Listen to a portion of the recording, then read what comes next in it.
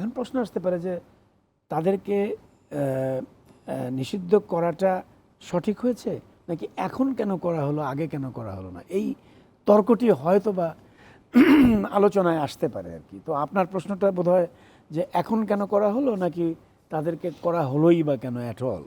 তো অ্যাটল যদি আমরা বলি তাহলে বলতে হবে এটা আইনি প্রক্রিয়ার মাধ্যমেই হয়েছে। 2013 সালে নিবন্ধন বাতিল করার জন্য তাদেরকে রায় দেওয়া হয়েছিল যে, এবং তারা এটির বিরুদ্ধে হাইকোর্টেও গিয়েছিল এবং হাইকোর্ট থেকে ওই তাদের আপিলকে খারিজ করে দিয়েছিল। অর্থাৎ তারা নিবন্ধিত হতে পারবে না, অর্থাৎ অফিস থাকবে, অফিস করতে পারবে, টাকা পয়সা কালেক্ট করতে পারবে, ফান্ডও থাকবে, কিন্তু নিবন্ধিত না হওয়ার কারণে ইলেকশনে হয়তো ওইভাবে দল হিসাবে যেতে পারবে না। এটি ছিল একটা স্টেপ। তো এটি করার পরেও আরেকটি রায় ছিল যে যে তাদেরকে দল হিসেবে নিষিদ্ধ করতে হবে, কিন্তু ওই রায়টি কার্যকর সরকার করেনি। কেন করেনি প্রশ্ন আসতে পারে। 10 বছর প্রায় হয়ে গেল, 10 বছর। সরকার কেন করেনি?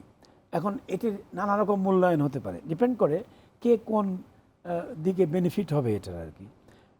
আমরা এটা বলতে পারি সরকার নমনীয় ছিল, এরপরে যত সরকার এসেছে প্রায় সকলেই যেটা নমনীয় ছিল। তাহলে নমনীয় কেন হলো, এটি কেন করা হলো না? উত্তর আসতে পারে যে একটা মুসলিম দেশ, মুসলমান অধ্যুষিত দেশ, সেখানে একটা মুসলমান পার্টি বা একটা ধর্মীয় পার্টি এবং বাইরেও মানে আমরা মুসলিম সমাজের, মুসলিম ঐক্যের একটা অংশ।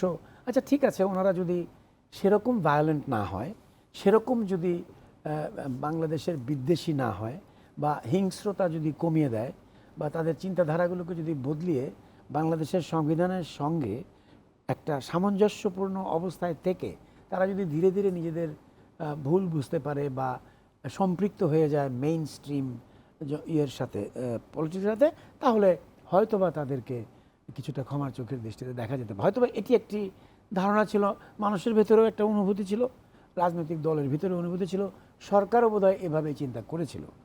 এখন প্রশ্ন হলো যে এটি তো নমনীয়তার ভাব, এবং আমি তো মনে করি এটা একটা মানবতার বিষয়, এবং এটা করলে ভালোই তো ছিল, খারাপ তো কিছু করেনি সরকার বা জনগণ।